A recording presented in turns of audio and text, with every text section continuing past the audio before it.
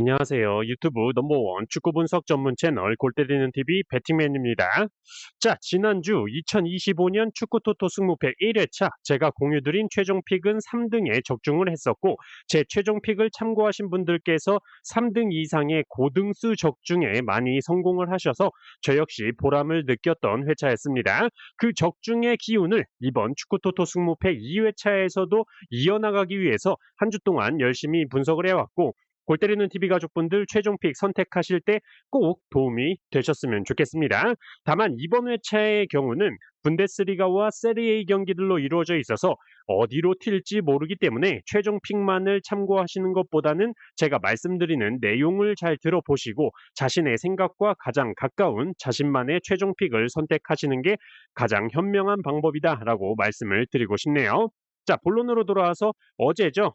목요일 저녁 시간에 유튜브 커뮤니티를 통해서 축구토토 승무패 2회차 대상 경기들 골대법 정리본 멤버십 분들 전용으로 업로드를 해드렸으니까 멤버십 분들께서는 참고를 해주시고, 최종픽 영상 화면에서 빨간색으로 나오는 경기들의 경우는 멤버십 분들 전용으로 공유를 드리고 있는 점 참고를 해주시고, 한 달에 4,990원 굉장히 저렴한 금액으로 골때리는 TV 멤버십 가입하실 수 있으니까 1번부터 14번 경기까지 편하게 중간에 광고 없이 쭉 시청하실 분들은 멤버십 가입하시는 걸 추천드립니다.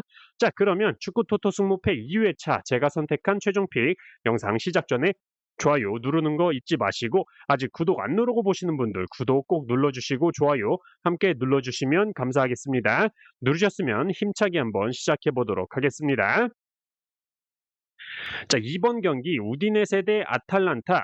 자, 최근 맞대결 전적을 보면 우디네세 기준 5무 5패로 아탈란타를 상대로 승리를 기록한 적이 없기 때문에 상성적으로 아탈란타에 밀리고 있다라는 점과, 우디네세의 경우 이번 시즌 점유율이 세리에 14위를 기록하고 있고 아탈란타는 점유율이 세리에 4위를 기록 중이기 때문에 아탈란타가 점유율을 쥐고 경기 운영을 하고, 우디네세의 경우는 롱볼을 활용한 공격이나 세트피스 한 방을 노릴 것으로 예상이 됩니다. 다만 기본적으로 우디네세의 경우는 이번 시즌 세트피스 득점이 세리에 공동 2위를 기록 중으로 세트피스의 강점을 보이고 있지만, 이번 경기에 키 2m 1cm의 공격 자원인 로렌조 루카 선수가 경고 누적으로 출전을 하지 못하기 때문에 롱볼 활용이나 세트피스로 인한 공격 전개에서 어려움을 겪을 것으로 보고 있습니다. 실제로 로렌조 루카 선수가 이번 시즌 득점한 7득점 중 5득점이 헤딩 득점이었기 때문에 확실히 우디네세의 공격에서의 강점이 사라질 것으로 보이고, 또 다른 공격수 타우빈 선수는 사실상 179cm로 키가 크지 않고 득점을 기록한 5득점 모두 왼발로만 득점을 기록한 선수이기 때문에 공중볼의 강점이 사라진 우디네세가 아탈란타를 상대로 승리하기란 어려워 보인다라고 생각을 합니다.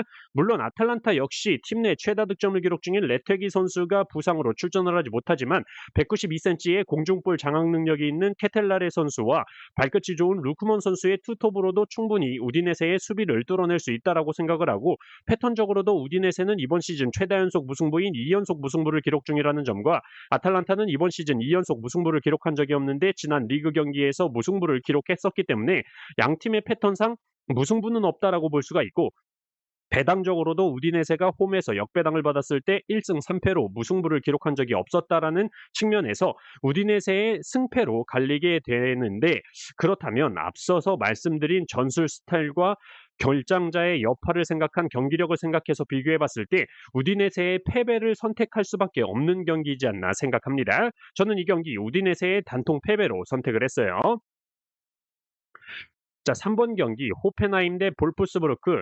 자, 볼프스부는 이번 시즌 최다 연패인 2연패를 기록 중이지만 이번 경기만큼은 최소한 패배하지 않는 경기를 하지 않을까 생각하고 있습니다. 기본적으로 호펜하임과 골 기대값은 비슷한 수준이지만 실제 득점으로 이어지는 상황은 볼프스부르크가 훨씬 더 높은 수치를 보여주면서 실제 득점에서 골 기대값을 뺀 XG-디프 값이 분데스리가에서 가장 높은 팀이 볼프스부르크이고, 호펜하임은 14위 수준을 보여주고 있죠. 또한 볼프스부르크는 이번 시즌 세트피스 득점 기록으로 단독 1위를 달리고 있을 만큼 세트피스의 강점을 보여주고 있는데, 반대로 세트피스 실점 역시 분데스리가 1위를 기록 중이라는 점에서 호펜하임의 경우가 세트피스 득점이 많은 팀이라면 굉장히 박빙의 경기가 이뤄질 수가 있겠지만, 호펜하임의 경우는 세트피스 득점이 분데스리가 하위권의 수준을 하위권 수준의 기록을 보여주고 있기 때문에 볼프스부르크가 세트피스 실점이 많은 건 그렇게 큰 문제가 될 것 같지는 않습니다.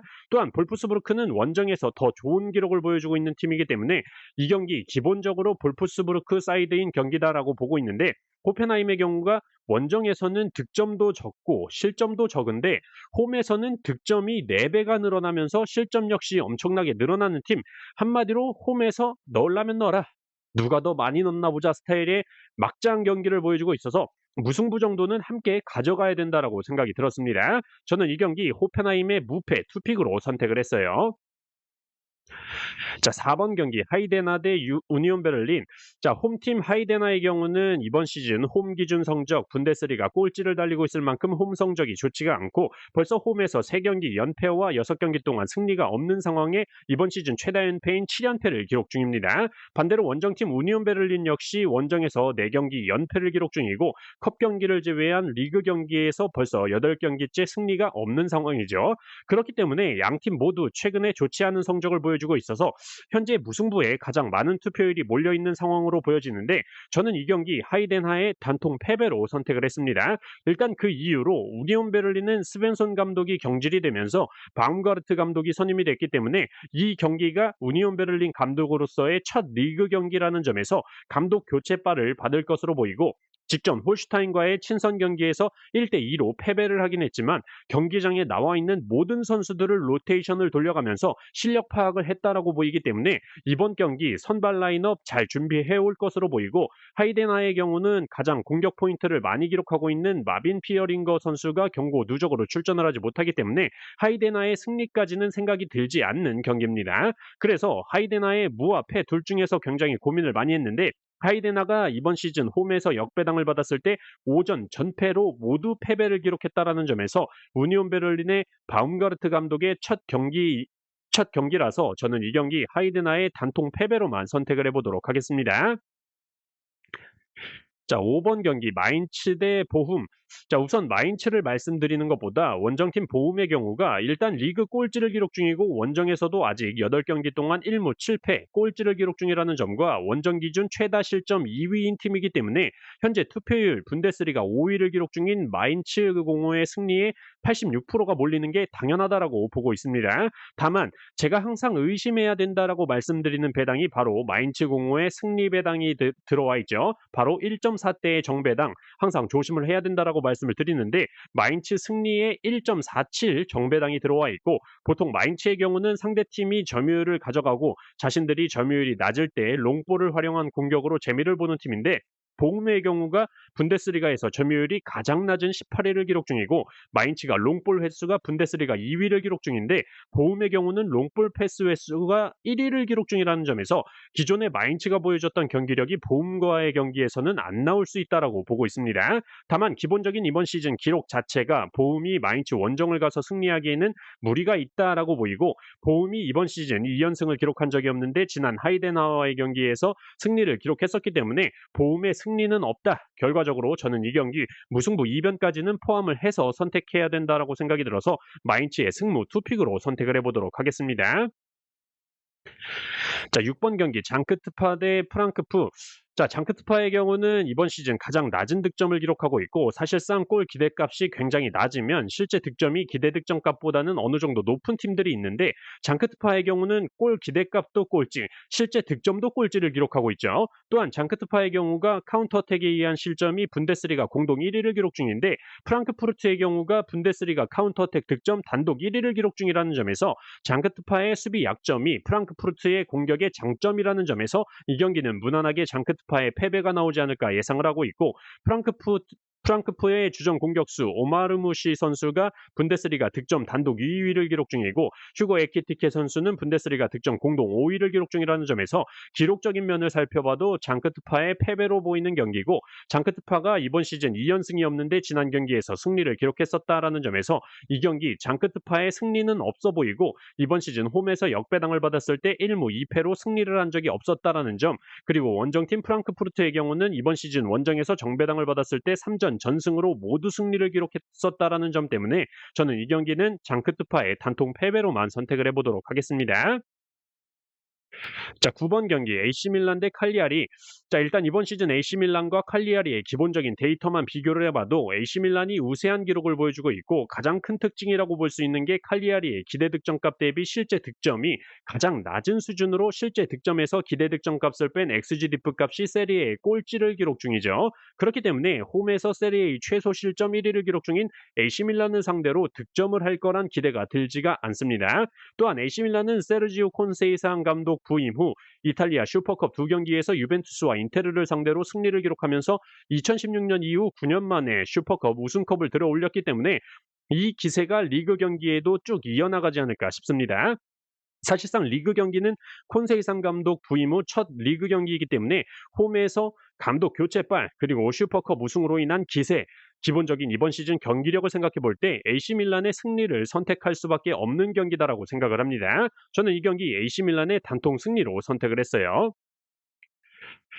자, 10번 경기 제노아 대 파르마.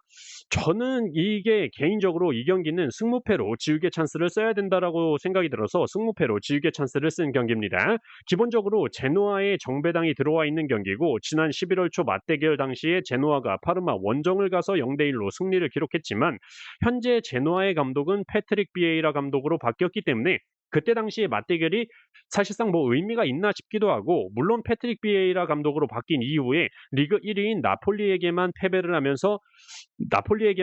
했었지만, 문제는 제노아의 득점력은 개선이 되지 않고 있다라는 점이죠. 세리에에서 제노아는 최소 득점 2위를 기록 중이고, 실제로 파르마와 제노아의 득점력을 비교해 봤을 때 제노아의 경우는 파르마보다도 기대 득점값이 낮은 상황인데, 실제 득점에서 기대 득점값을 뺀 XGDF 값 역시도 세리에에서 17위 수준으로 9위를 기록 중인 파르마보다 더 낮은 기록을 보여주고 있습니다. 그렇기 때문에 저는 이 경기는 승무패 어느 결과가 나와도 이상하지 않다라고 생각하는 경기인데, 투표율이 너무나도 제노아의 승무 쪽에만 몰려있는 상황이고, 제노아가 이번 시즌 홈에서 10경기째 승리가 없다라는 점, 제노아의 패배는 투표율 16% 수준밖에 안 되고 있기 때문에 저는 이 경기는 승무패로 한번 지우개 찬스를 쓰면서 이변의 결과가 나오기를 한번 기대해 보도록 하겠습니다. 자, 11번 경기 베네치아 대 인테르. 자, 이 경기는 뭐 기록적인 면이나 어떤 패턴적인 측면, 결장자적인 측면, 전술적인 측면, 뭐 배당적인 측면 모든 점을 비교해 봐도 베네치아의 이변이 없어 보이는 경기로, 딱히 뭐 주저리 계속 얘기를 해봐야 인테르의 승리를 예상하는 분석 내용들밖에 할 수가 없는 경기이기 때문에 저는 이 경기는 베네치아의 단통 패배로 간단하게 말씀만 드리고 넘어가도록 하겠습니다. 이 경기에서 이변 나오면 그냥 2월 되는 거다, 어쩔 수 없다라고 생각하시면 돼요. 베네치아의 단통 패배로 선택했습니다. 자, 12번 경기 라이프치히 대 브레멘. 양 팀의 이번 시즌 기록을 비교해 봤을 때 굉장히 비슷한 부분들이 많이 보이지만, 결론적으로는 저는 라이프치히가 홈에서 확실히 실점이 반 정도 줄어드는 모습을 볼 수가 있다는 점과, 부상으로 빠져있던 주전 미드필더 사비 시몬스 선수가 발목 부상에서 복귀를 해서 체코 리그 팀과 친선 경기에 바로 직전에 출전을 했는데 멀티골을 기록을 하면서 팀의 10대 0 대승에 많은 기여를 했습니다. 또한 공격수 벤자민 세스코 선수가 4득점을 기록을 하면서 0점을 제대로 잡았다라고 보여져서, 라이프치히의 홈에서 안정된 수비를 바탕으로 사비 시몬스, 벤자민 세스코, 로이스 오펜다, 안토니오 누사 같은 선수들을 브레멘이 막아내기란 어려울 것으로 예상이 됩니다.